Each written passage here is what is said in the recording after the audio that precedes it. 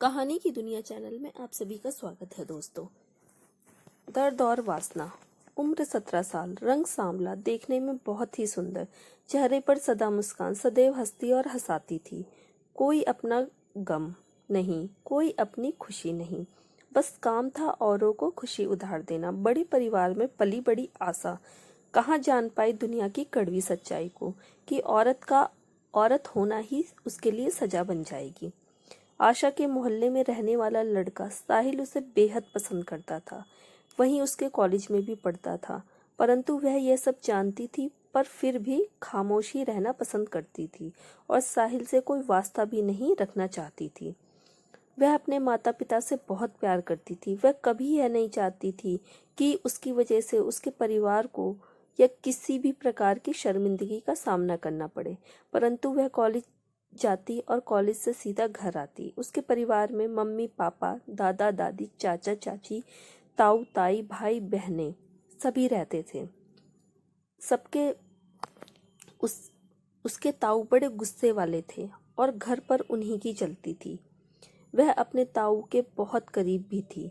उसने सभी बातें किया करती थी, कॉलेज की और उससे बाहर की भी, पर यह कभी नहीं बताती थी कि आशा की खूबसूरती लगभग सभी कायल हो गए थे।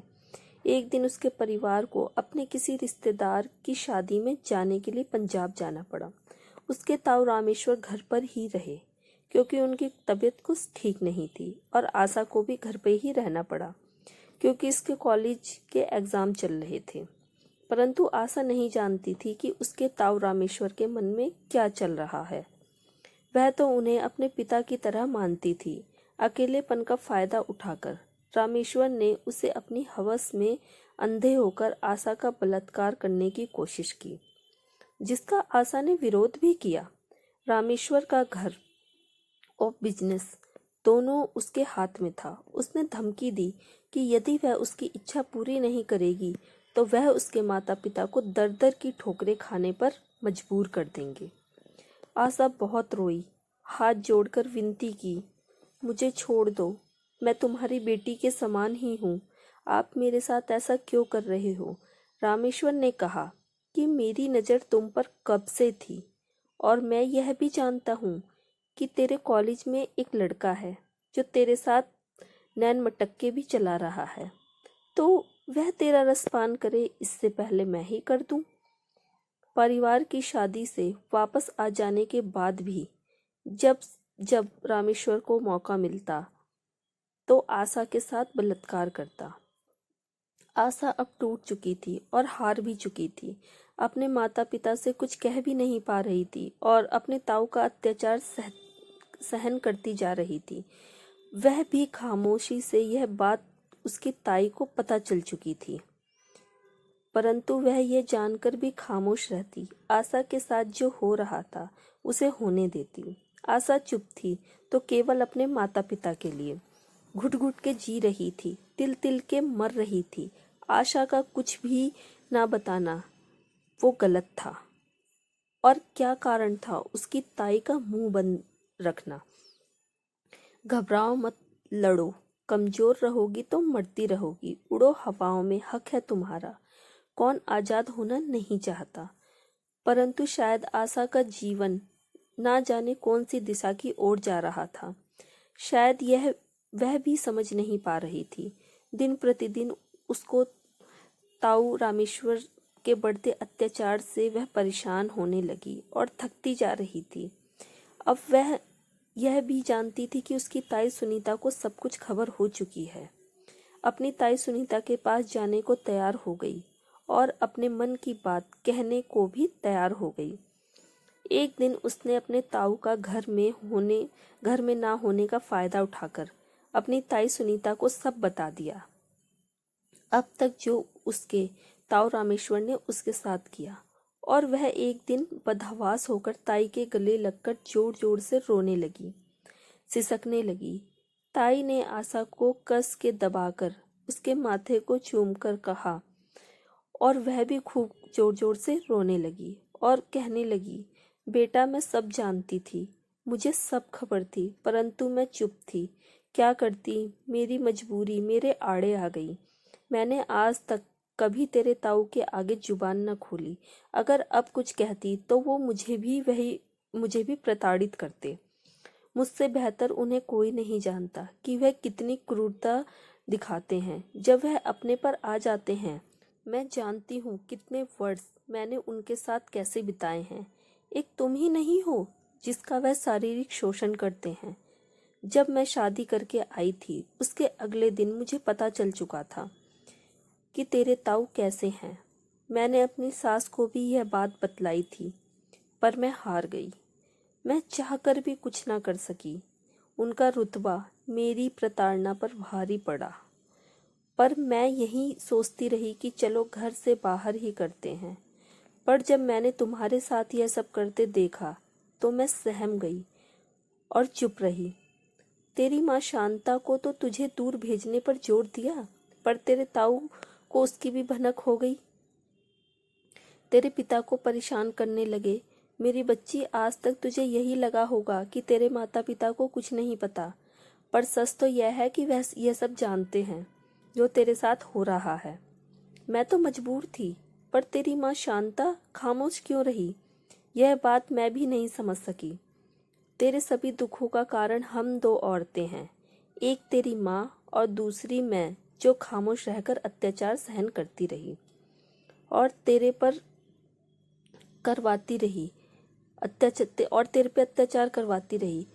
काश हम औरतों में भी इतनी शक्ति होती कि हम अपने पर हो रहे अत्याचार पर आवाज उठा पाती, तो अन्य औरतों की सुरक्षा व्यवस्था भी हो पाती। जो भी एक बंद घर के भीतर आशा के साथ हो रहा था, उसके जिम्मेदार भले ही उसके माता पिता थे, उसकी ताई सुनीता और ताऊ रामेश्वर भी थे, परंतु असली गुनहगार वह स्वयं थी, जो चुपचाप इस खामोशी भरे दर्द को सहन करती रही।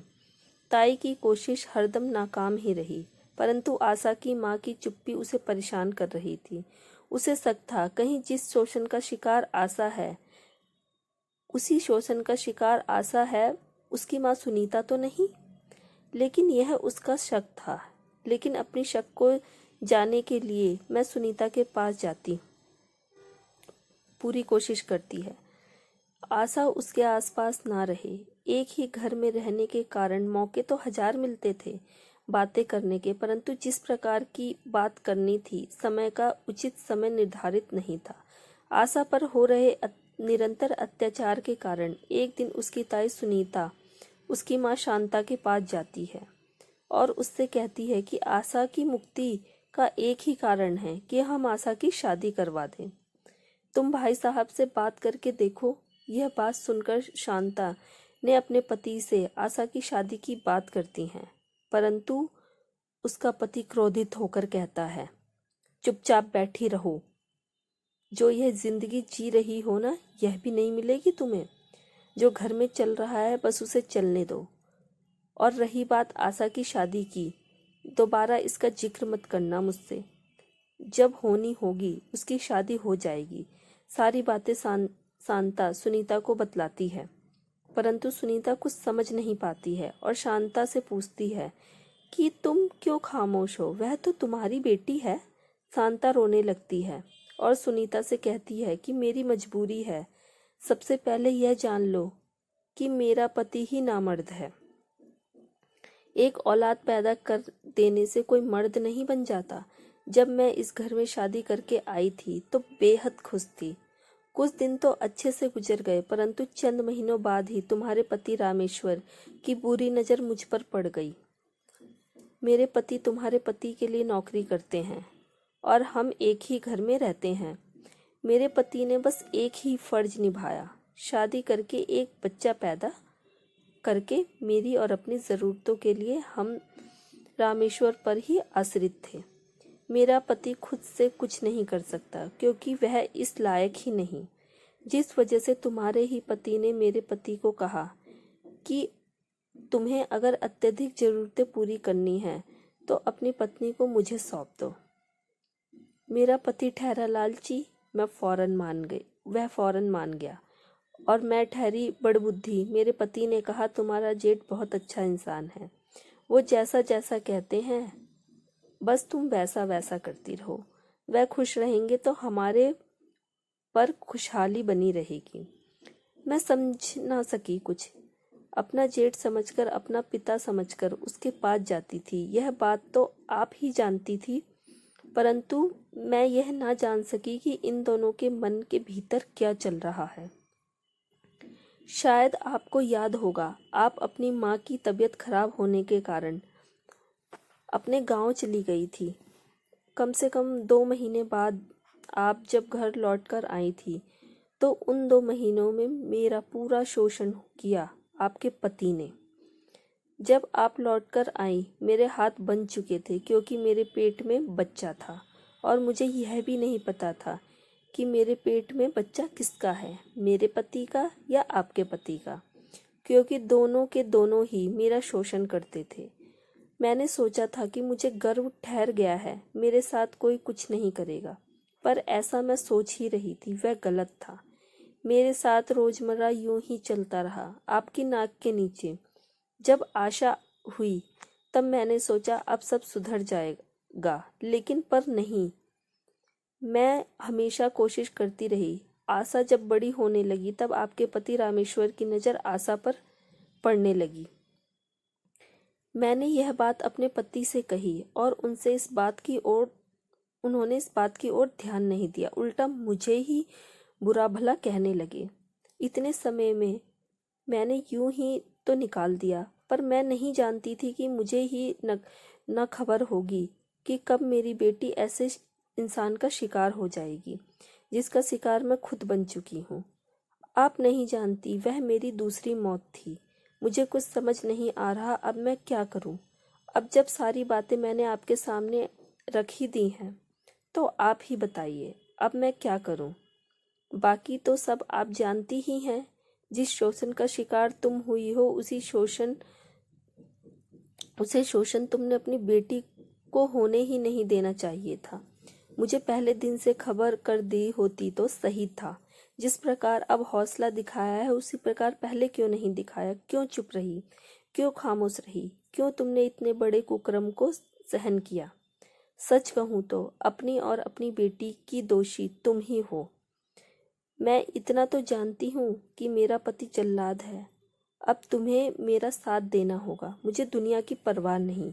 मैं आशा को इंसाफ जरूर दिलवाऊंगी। तुम्हें तो न दिलवा सकी। इतना कहकर सुनीता शांता और आशा को लेकर थाने पहुंच गई, क्योंकि वह जानती थी पंचायत उसका पति रामेश्वर ही चलाता है।